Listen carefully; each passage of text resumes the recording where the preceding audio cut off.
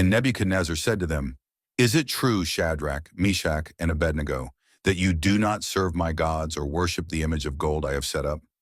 Now when you hear the sound of the horn, flute, zither, lyre, harp, pipe, and all kinds of music, if you are ready to fall down and worship the image I made, very good. But if you do not worship it, you will be thrown immediately into a blazing furnace. Then what God will be able to rescue you from my hand?"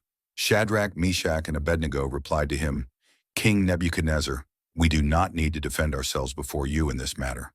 If we are thrown into the blazing furnace, the God we serve is able to deliver us from it, and he will deliver us from your majesty's hand.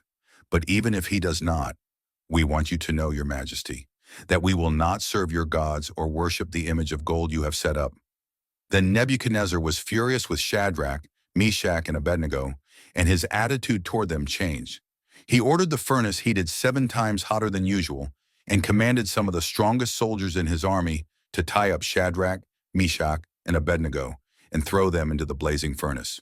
So these men, wearing their robes, trousers, turbans, and other clothes, were bound and thrown into the blazing furnace.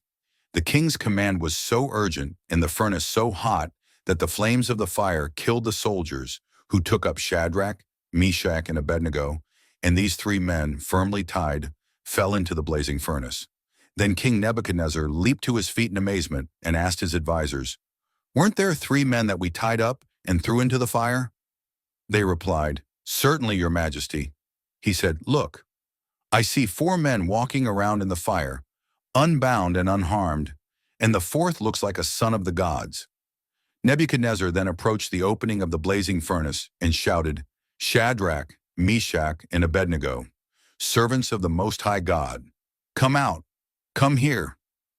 So Shadrach, Meshach, and Abednego came out of the fire, and the satraps, prefects, governors, and royal advisors crowded around them. They saw that the fire had not harmed their bodies, nor was a hair of their heads singed. Their robes were not scorched, and there was no smell of fire on them.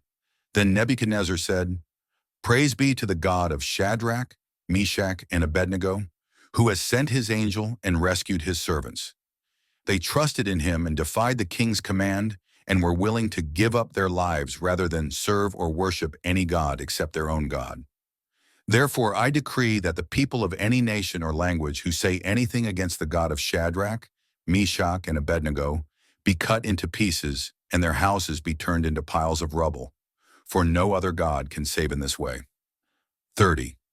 Then the king promoted Shadrach, Meshach, and Abednego in the province of Babylon.